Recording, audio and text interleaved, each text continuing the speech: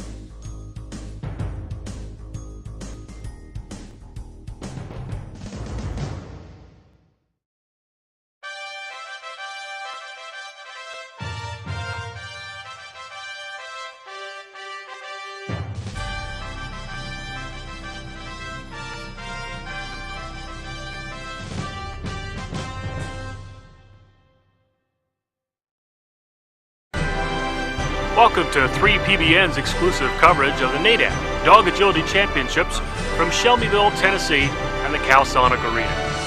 Hi everyone, I'm Peter Young. Thanks for tuning in. Competing here this week, we have over 300 dogs, 200 plus handlers from 41 states and Canada. These are the best of the best in North America. The connection between dog and handler is fascinating to watch, as is the camaraderie between these elite athletes. But the goal on everybody's mind is to be called champion.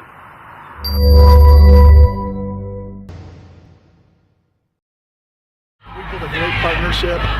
It's a great organization, a lot of really friendly, competitive people. The relationship you build and really nice people that you get to compete with.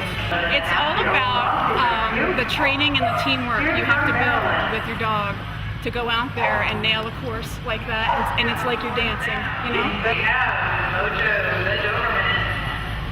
Gotta have mojo. And Nicole Bailey does have mojo. Running right alongside her, a constant companion. Nicole and Mojo are here from Pasadena, Maryland.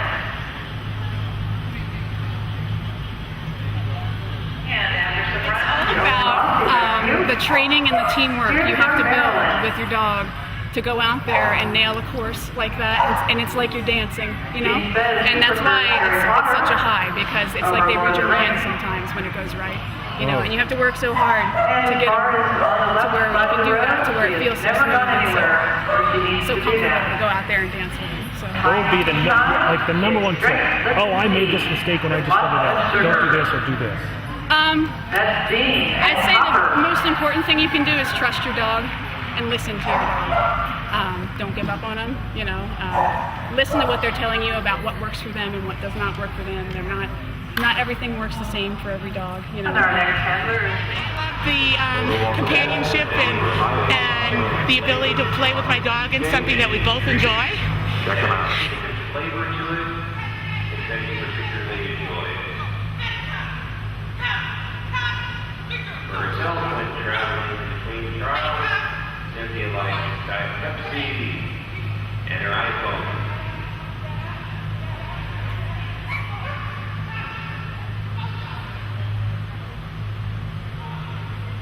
What's your dog's name? This is Confetti. Confetti. Yeah. Where are you from? We're from Chicago, Illinois. You are more out of breath than Confetti. You really put a lot of energy out. Yeah, I usually work harder than they do. Or they're in better shape, maybe. What is it that you love so much about the dog? I love the companionship and the ability to play with my dog, and something that we both enjoy. You're in Chicago. Where do you go to practice? Okay, I actually rent a little facility and play with my dogs. I run 6 dogs and play with them like for 15 minutes apiece and work on different things. If you had to give a tip to somebody just starting out, like 1 or 2 tips on, well, here's what you do to get better at this. I guess really have a good play or work ethic with your dog, meaning that your dog has something that they want to interact with you, because really doing agility is them interacting and listening to you and vice versa, and just having fun, you know, just enjoying whatever they provide you, you know, what they give you, and have fun. Thank you very much. Well, thank you. Good, get ready. Woohoo! What isn't there to love?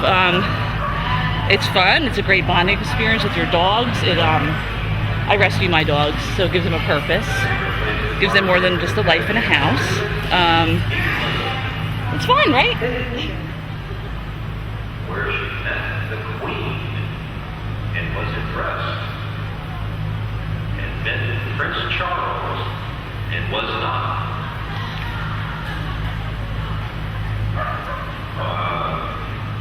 Jonah, you got a little bit more to do before treat time. What isn't there to love? It's fun. It's a great bonding experience with your dogs. I rescue my dogs, so it gives them a purpose. It gives them more than just a life in a house. It's fun, right? That's it. So talk to me a little bit more then about rescuing. And what is your dog's name, by the way? Jonah. Jonah. So Jonah was rescued. Was this like at the last hour? Was Jonah on, like, you know, getting the call from the governor for the reprieve? Well, ironically, no. His sister had that experience. Jonah was actually in a no-kill shelter for 9 months. For 9 months. Yeah. So they kept him. A friend of mine who took on some special needs dogs, trying to work with the shelters to get them to behave, the dogs to behave better so they become more adoptable, spotted him and thought that he'd be good project for me. And he has been. He's been a great project. He was a tough cookie at first. Yeah, you were. But agility has really given him something to do other than pace back and forth in a 6x9 pen in a shelter. You're out of breath. Yes. We had a good run. What is it about dog agility that you like so much that brings you here to Tennessee? I would definitely have to say the bond that you get with your dog and the relationship you build and really nice people that you get to compete with. How long have you been doing this? Since 1994. Oh, wow. So how many dogs have you brought to these kind of events? Just chassis or a number of them? This one is just chassis. She was qualified for it. I have 3 baby dogs being brought up and being taught. If you had to give then a tip to somebody who's, let's say, just starting their dog in dog agility, what do you do with a brand new baby puppy to get him to this level? I would say would be is build a bond with the relationship of the recall, and if you can visit a playground where kids go to, take them over a couple of the stuff. So get them a little bit used that whatever you do is going to be okay. Great stuff. Thank you. Yep, no problem. Thank you. See ya. Yeah. And what happened? What do you like about dog agility so much? He likes to run. We build a great partnership. It's a great organization. A lot of really friendly, competitive people. And it's pretty good exercise. More than anything, he likes to run. We like to do it. He's getting pretty good at it too. What about like the learning curve between you and Tank? What were some of the things that got you to the next level and really started to improve? Well, we've tried a few different classes and taken a few seminars, but a lot of it is watching. Our greatest success is kind of watching and getting some key tips from some really, really good handlers. Sharon has helped us a lot. Becky and handful of Nadac people have worked with us. And just really watching, going to a lot of trials and a lot of trial and error. We practice as much as we can, never as much as we would like to. So 1 or 2 of those key tips that people told you? One is, as fast as especially these guys can be, you still have to be calm. Let them do a lot of the work and be calm and patient with them. Sometimes they get moving so fast, we want to go fast and try to keep up with them. And there are areas on the course, depending on the obstacles, there are areas on the course where you can do that and be very successful, but there are other areas They get a little tighter, the turns maybe a little more detailed with some of the jumping and some of the entries where you have to be very patient and give the dog some room to work. So I'd say one of the first ones is being patient, being as calm as you can. And the second one is always thinking 2 steps ahead, giving maybe an extra command. Maybe think 2 obstacles ahead at least. Let the dog know in advance what direction they're going to be going. Maybe 1 or 2 obstacles in advance. Seems to work with this guy anyway. Good stuff. All right, you're very welcome. Thank you.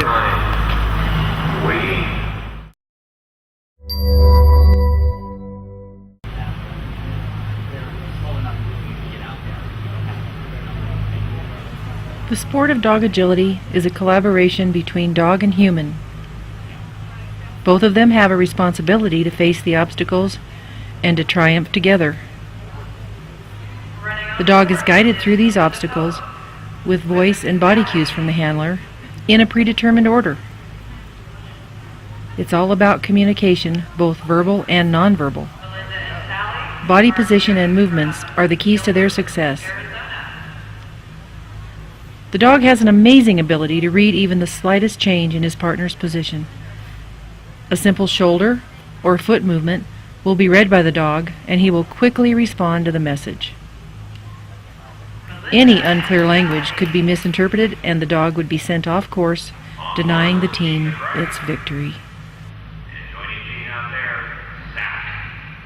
There are several classes and levels in which the teams compete.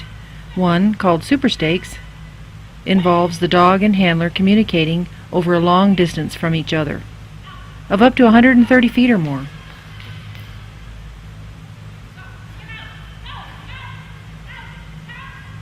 The trust and bond between the two has to be highly developed in order for them to negotiate a course like this.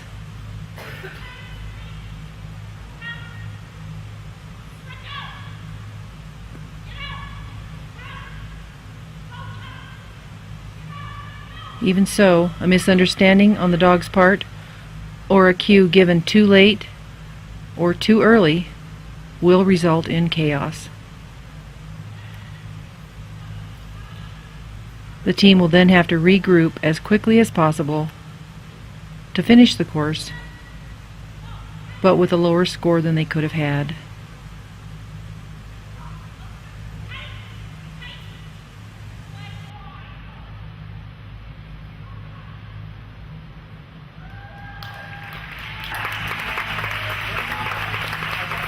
To those unfamiliar with this sport and all of its subtleties, it may appear that the dog already knows which obstacle is next.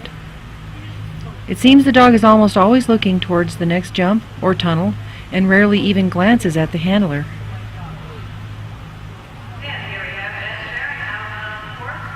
This is because a dog's field of view is much greater than a human's. We can see about 180 degrees from left to right, but the dog can see about 240 degrees. This means that while the dog may be facing forward, he's also able to see the handler's instructions off to the side.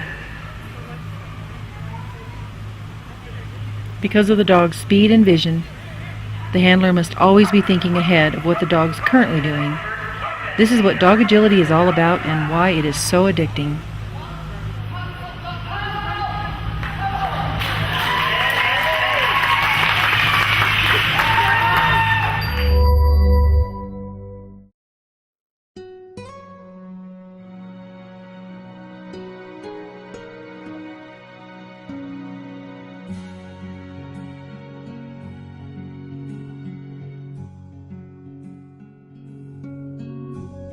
The American Humane Association is the only national organization dedicated to protecting both children and animals. Its vital mission: to prevent cruelty, abuse, neglect, and exploitation of children and animals, and to assure that their interests and well-being are fully, effectively, and humanely guaranteed by an aware and caring society.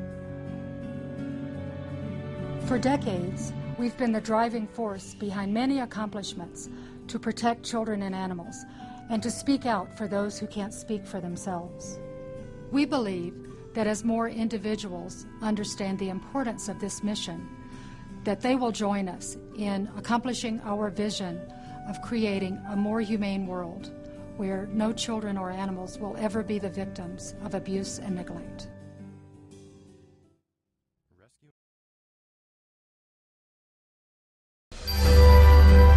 Welcome back to our coverage from Tennessee of the Nadac Dog Agility Championships. You know, one of the appealing aspects of coming to an event like this is watching dog handlers who are in their teenage years competing side by side and against dog handlers who are in their 60s or even in their 70s. It's changed our lives. My wife and I both compete, and it's just made a wonderful difference in our, say, old age. How so? But we're doing something together, we're active, we've learned more about dogs. We've been married 53 years, we've had dogs our whole marriage, but we didn't start learning about them really till we started agility. It's wonderful. And what have you learned about this dog? I gotta think fast with her. She's my original pocket rocket, but she's fun.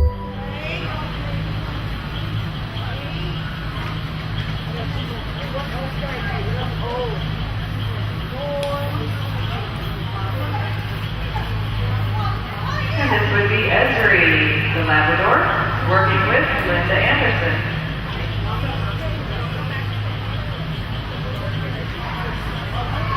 The first job that Linda said she was paid for was doing the dishes and making her bed.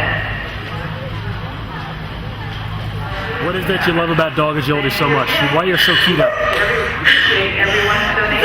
You can tell that they are having so much fun. It makes us have fun. I really enjoy her especially. She's my first agility dog. I have 2 other dogs. She's 10 and she loves it. She can't wait. When I'm at home and training, I put them in the car and I get like half a mile from my house and they know where we're going and they start barking. And they're crazy and they love to go there. Yes, Esri.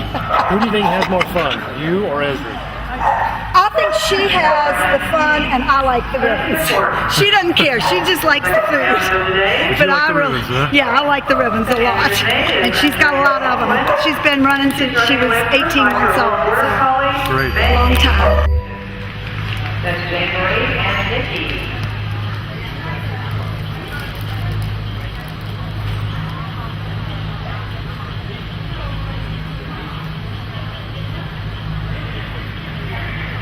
Tom Fitz on course with Bree. They're here from North Carolina.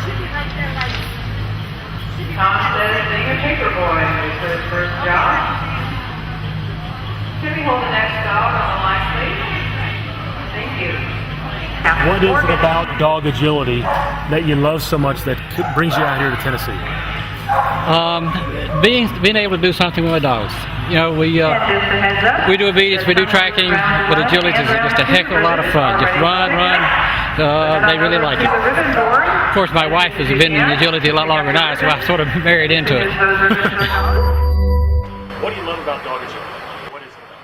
Well, I like animals. I like dogs, and I like that there's a sport that you can train a dog for and participate in with an animal and a dog. So that's what I like, and I like to run with them. It's like my dog's real fast, so I get to run really fast with them. So it's really fun. My second dog ever. I just had a little childhood dog, and this was my first real dog that I trained. She's almost 5.5, and she's my first agility dog too. And I started training her in the backyard, and then I started taking some classes and got real serious about it and started competing with her. People think it's like the confirmation dog shows where you walk around the ring. And like, no, it's when they do obstacles, and I'm like, oh yeah, I think I've seen that. So, but I don't think they know how how hard it is. Like they're just, oh yeah, you just take your dog around the obstacles, big deal. But it's like there's a lot of handling on, my part that I have to do. I don't just teach the dog to go, over some jumps. It's like I have to guide her and stuff. So it's like it's a sport for me too. Like some of my friends think it's just about the dog, and I'm not doing anything. And I'm like, but no, I'm doing like half of it. I have to have her like come here and stuff and get out. So. What about being able to come to an event like this and, you've got people who are in their 70s, 60s, 50s. Is that enjoyable for you? Is it a little intimidating, or do you just not even think about it?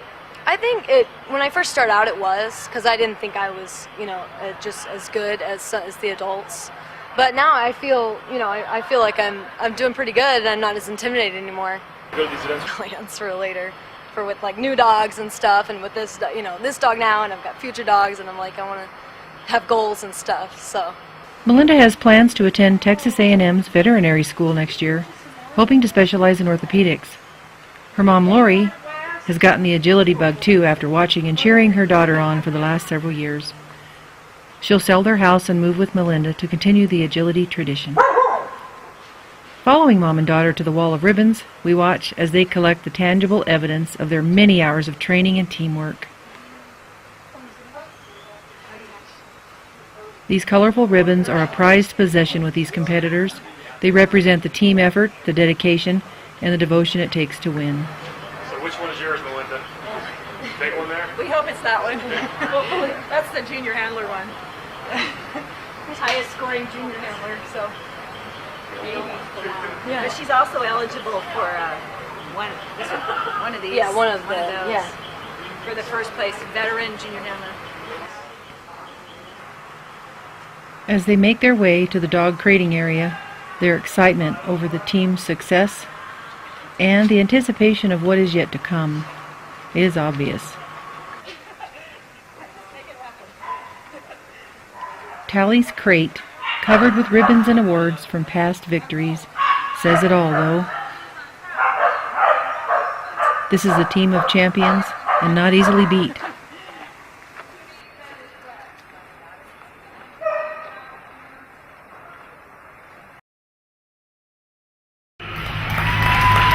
Agility courses are laid out in a different pattern each time. Next to each obstacle is placed a small plastic cone with a number on it. These cones, placed in sequential order, show the handler which jump or tunnel or obstacle is next. This becomes a challenge not only physically, but also mentally. The handler has to stay focused on the course, on the dog, and not just what the dog is doing right now, but where the dog is supposed to be in the next few seconds. And remember, the team is of two different species and must understand each other in order to negotiate the course correctly and within a certain amount of time. Think that's easy? Try telling your dog what to do sometime.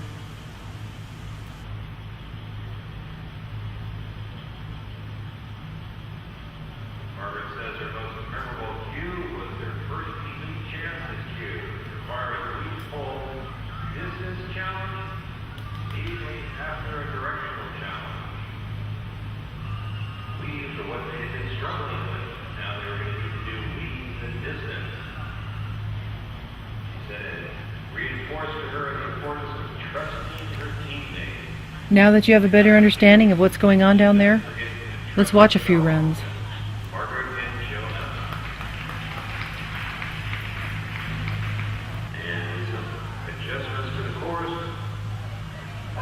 Think they look just a bit nervous?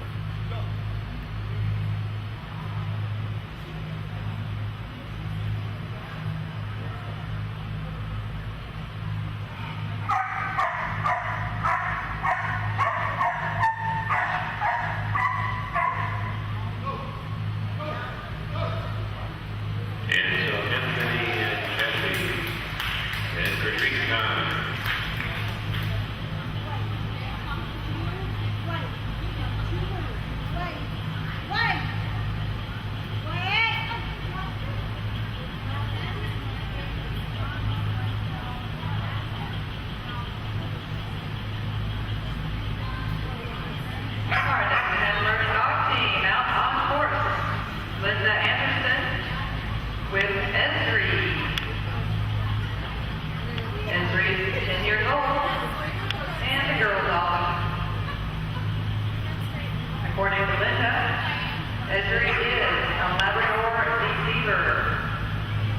Must be a new breed. Labrador Deep Sea Bird. Ezra's first qualifying run was earned in the regular classes back in 2001. And a memorable run that they had as a team was back in 2005. It was a regular class. It was pouring out rain, and Carol Daggett was the judge. That was when they earned their first match.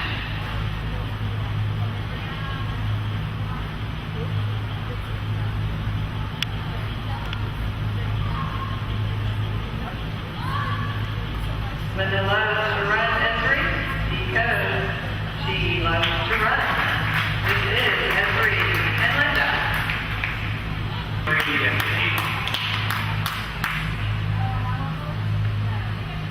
At the start line, Tom Fix getting ready to do his run. Coming out with him, Bree.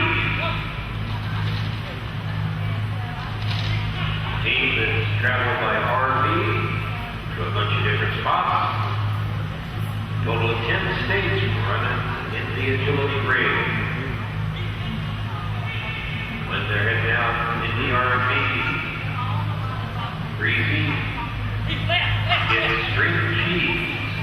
Tom says Breeze can eat them whole.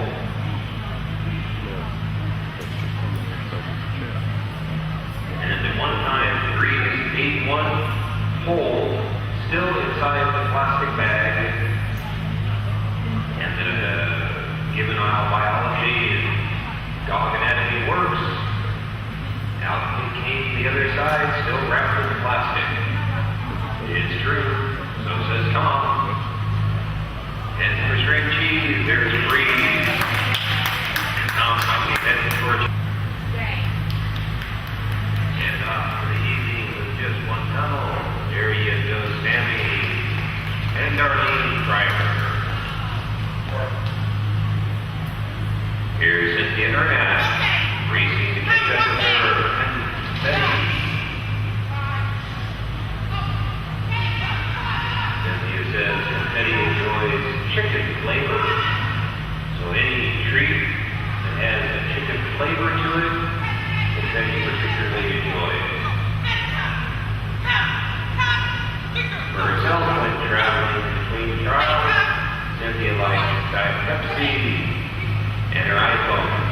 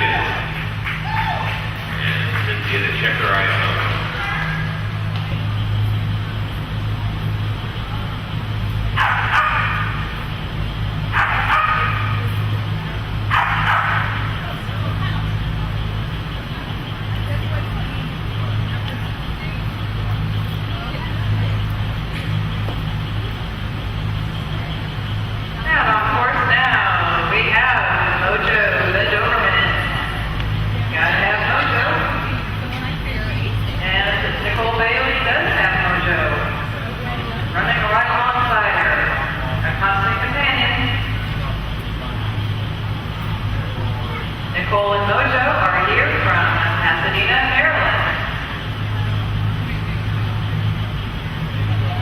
And after some runs, after you've done a run or two, or maybe even before a run or two, you might go see Robert Baldwin. He's one of our vendors. He does some chiropractic and massaging, both for you and your dog. Go and make an appointment, and you both will be taken care of at the same time. We've got two hands, one for each. That's Nicole and Mojo.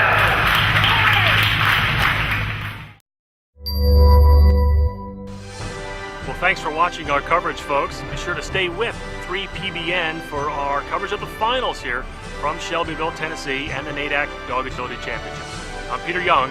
We'll see you next time. There are so many things that we take for granted in our lives, but one thing that we should never take for granted are the brave men and women of our volunteered armed forces.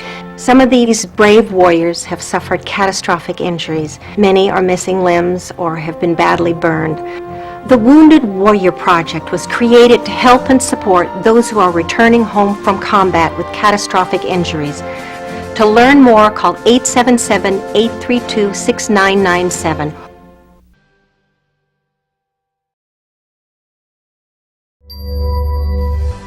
Welcome everyone to 3PBN's exclusive coverage of the Nadac Dog Agility Championships from Shelbyville, Tennessee and the Calsonic Arena. Hi everyone, I'm Peter Young. Thanks for watching. Over the last year, our dog handlers have qualified to get here to Tennessee, and over the last few days, there's been over 5,000 runs to narrow the field down to today's finalists and the chance to win one of these and be crowned champion.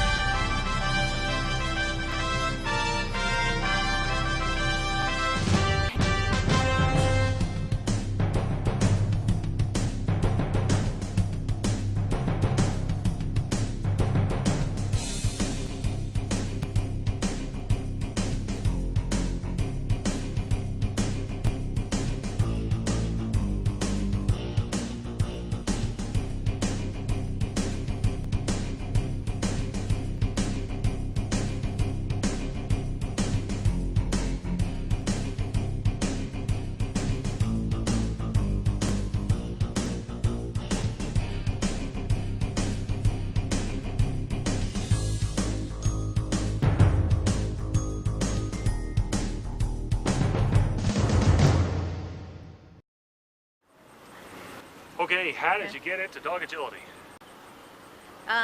We got Augie as a pup, and he actually was about 6 months old, and when we brought him home, he was like totally active, and he just had to play like frisbee constantly. He could not be still, and the lady we got him from said he'd be good at like competition obedience or agility, and that stuck in my mind. I thought, we need to do something with this dog because he's so active.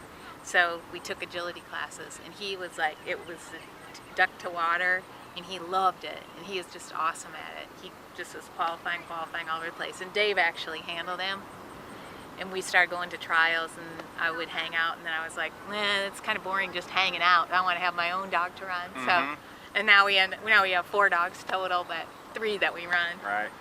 Augie was such a high energy guy, he was just totally wearing us out. And like Sonia said, we used to put him in classes, and it was just like putting a duck in the water. He just knew what to do. But I, on the other hand, and when in the beginner agility classes and stuff, I was like the biggest mess in class. And so like the instructor had to spend like 95% of the time instruction of us as a team had to spend like on me, trying to get me straightened out because he knew what he was doing. It was really funny. So are there many other husband and wife teams that compete, that are traveling around like you guys? There's a few. I know there's one at the championships, one other one that I can think of that are here at the championships. Can you think of any others? Yeah, maybe 1 or 2 others. Is this helping your marriage? Is this increasing your communication? Are you finding out more about her and more about him through this? Actually, yeah. I think it's awesome, I think it's really fun to have my wife along at the trials, and also to be a competitor, because she can really relate to the extreme highs and the extreme lows of especially with the successes. You've got somebody right there at the trial to immediately share the success with. It's very fun, and I think it definitely aids in communication too. Right. Although sometimes there are periods of time and subjects where we'll get to a point where it's like we'll have to agree to disagree on that one. Right. Sometimes Dave I get kind of mad at his dogs when they're out there. They didn't do something he wanted, and he'd pick them up and carry them off. And I always would tell him I didn't think he should pick them up and carry them off. So we kind of have an argument about that. Some differences of opinion sometimes. But overall, I think it is. It's really good. It's been really fun, and it's good to have someone that you can train with, and they care. Like he cares as much about my dog doing well as I do. So that's really nice. And it's good to have someone else watching you run and watching you train, because sometimes I'll be doing something in training or in trialing that's obviously a flaw, and she'll see it and she'll point it out to me. And although maybe maybe it's not something that I want to hear, overall it will help the team. So that's great. How many events will you go to a year on average? You do it every weekend, or? Not that much. I think I would say it's probably like 12 to 14 events a year. Yeah. Wouldn't you say? Yeah, we trial pretty heavily in the spring. And pretty heavily in the fall, and maybe catch a couple in the winter, but in the summer we pretty much take off due to the heat in the Midwest. See yourself doing this for years and years and years to come? Yeah. As long as my knees will let me. Yeah. As the budget will support it. It's not an inexpensive sport, but it's a very fun sport. If I wasn't doing this, I'd probably be doing something else that was expensive, like golf or something else expensive. So, yeah, I really like this sport. And another thing I'd like to say is that, a couple other things I'd like to say is that Nadac as a venue, it's like the people are really, really great. I mean, we've made such good friends being in the sport. In the Midwest, we kind of trial around the Midwest, and you kind of, you see the same people at the, at the trials over and over again, and you build some really, really good friendships. Another thing that I really like about this sport is I refer to it as a pure sport. We're here because of the fun involved, and if you win, you get a ribbon. That's all there is. There's no money, no endorsements. I don't get any TV time except this. But it's really a great sport, and personally, my personal opinion is that I hope that the sport never changes. I hope that we never introduce money or endorsements or anything, because I think the sport will take a turn for a disagreeable direction if that happens, in my opinions. Another thing that I really, really like about this sport, is that I've seen 7-year-old kids out there on course having success with their dogs and just having a blast. And I've seen people in their 70s and older even out on the course, disabled people out on the course. There's a lady here this weekend and obviously has a disability. She's out on the course in her cart. And these people are having a great time, and they're having some success, having a bunch of fun with their dog. I think that's a really great thing about the sport.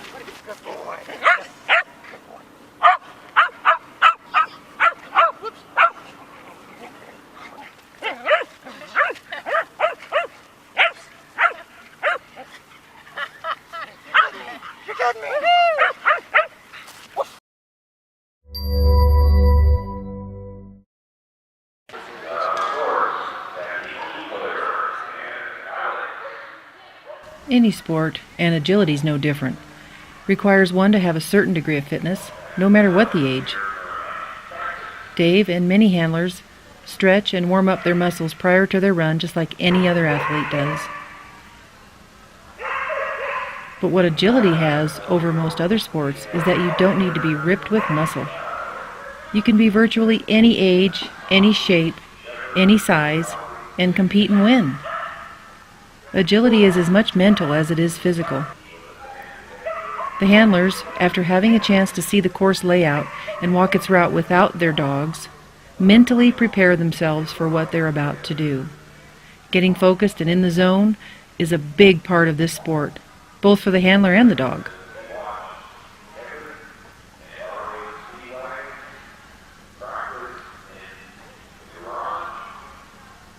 Want to see how Dave's preparation works?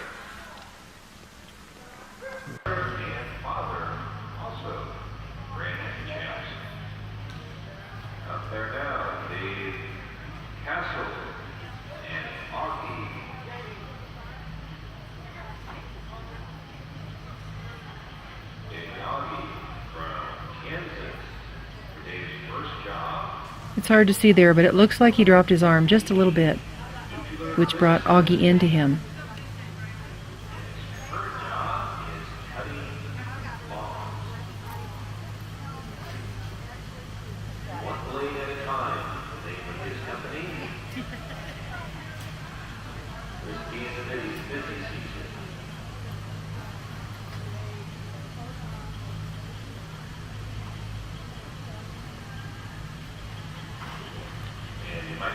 Not a bad run at all. Let's see if Sonia and Kellen can do better.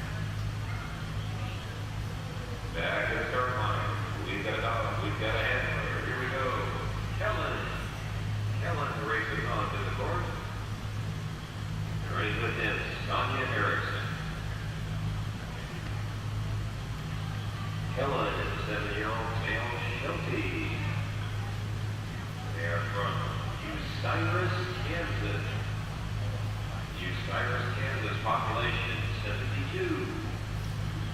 Small town south of Kansas City metro area, a few miles. Oh, just a little bobble in their communication, but they got it back right on track right away.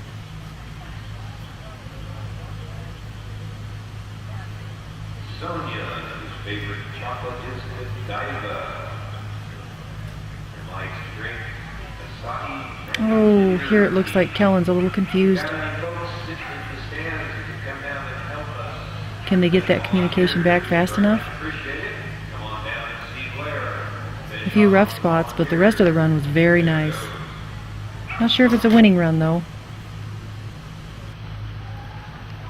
Here comes Dave Castle and Augie. Dave and Augie from Bucyrus, Kansas, by way of Thailand. Dave actually grew up in Thailand and enjoys the specialty chocolates that they have from Thailand. They spice them with hot peppers they mix in. And having grown up eating chocolate with spices, says there's just nothing quite like those. So he imports them from Thailand. Just can't quite do milk chocolate. Doesn't get quite that flavor. Not a beer drinker, Dave enjoys Lipton green tea and English breakfast, which he likes at dinner time.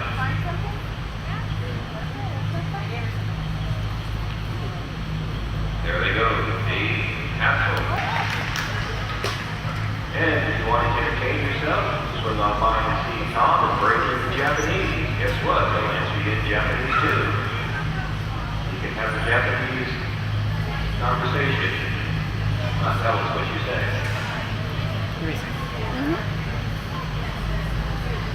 Sonia Erickson on the course with Helen.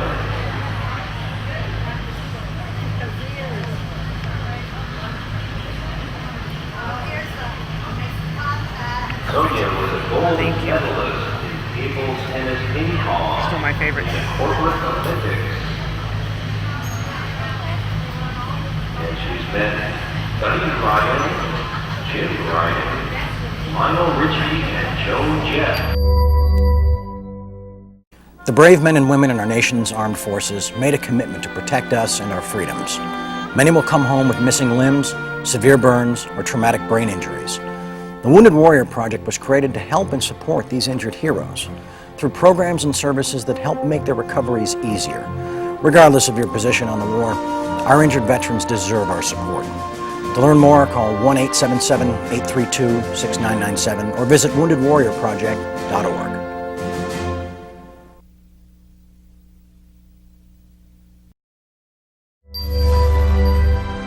Back to Tennessee, everyone, in our continuing coverage of the Nadac Dog Agility Championships. You know, if you are new to the sport or a veteran of many years, it's readily apparent that one of the main characters in the drama, in addition to the dog and the handler, is the course and its many obstacles. For the dogs in each class, the course stays the same. But for one of our handlers, the challenges are unique. This is all I know out on the course as far as navigating. With this particular vehicle, it can't pivot like people on foot can pivot and whatnot, so I have to approach the course in a totally different manner. I have to do more sweeping turns to keep the speed up, because the dogs, if it slows down or it stops, then the dogs stop and look at me like, yeah, what are we doing? Around the house, I usually walk, or I have my small scooter if we go to the casinos or through malls. And I have my electric wheelchair for working with Lacey with rally obedience, and then also with work. It's the best for doing dog agility in an arena type situation, which is most of the Southwest has, is the horse arenas, which gets to be the soft, fluffy dirt. We put the knobby tires on it because otherwise they push.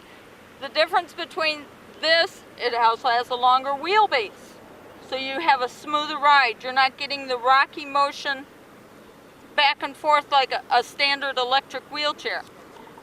In the horse arenas, a standard electric wheelchair would also burn its motors out because it doesn't have any ground clearance. So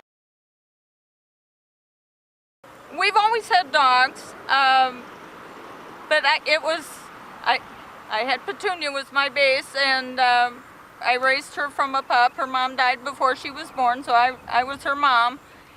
And I just saw it and thought, that's something I can do. It means freedom. It lets me be normal, or a chance to be as normal as anybody else. It gives me a bond with my dogs. It's the most fun you can have, playing with your dogs. Nadac has been so supportive of the disabled handlers and the challenges, and Sharon has just been absolutely awesome, and the whole team. They have worked with us, they have encouraged us. They've just been super. It's just the most wonderful sport you could possibly get into. I want to see a team out here at the championships on wheels. I want an all-wheels team. That's my goal. If anybody's just thinking of trying it and that they've got a challenge, that they should just go ahead and do it.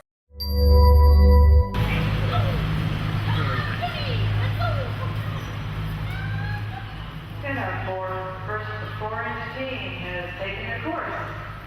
This is Carla Rubel with Petunia. Petunia is one of our double-digits dogs. She is almost 14 years old and still doing agility. She's a female poodle cross. And Carla and Petunia are here from Henderson, Nevada.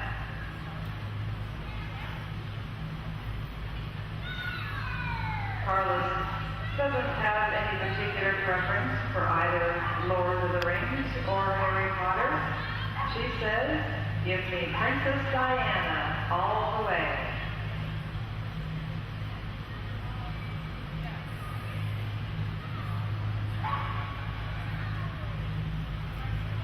And she hasn't been to anywhere where she's driven on the left-hand side of the road.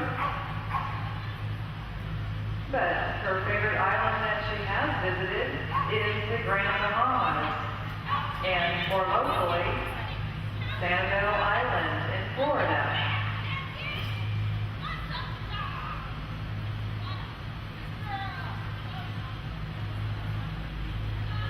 And when she goes for her cup of tea, she takes off the shell her raspberry or Earl Grey. And for chocolate, her preference is See's chocolate or Ghirardelli. And it is Petunia and Carla. This is Petunia's last agility run ever. After many years of success, her age is beginning to be an issue, and so she'll retire today. For obvious reasons, this is a very special moment and a very special run. We're so lucky to be a part of this. All right, we have the course, we have workers in place. Let's watch this little champion's last run. We even have an enter and dog team ready to run. The course is yours. This team, Petunia and Carla Rubel. Petunia is almost 14 years old. And they want to let you know that championship this year is the last time we will be competing ever. So we all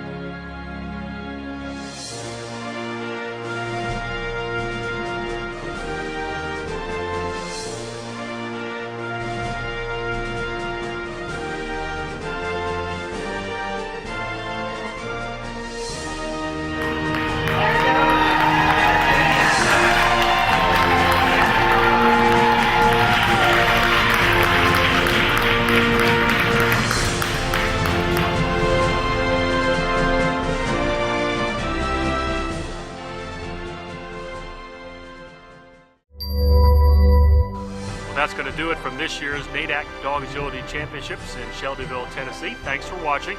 And also, be sure to stay logged on to 3PBN for more exclusive coverage of dog agility events from around North America. I'm Peter Young. We'll see you next time.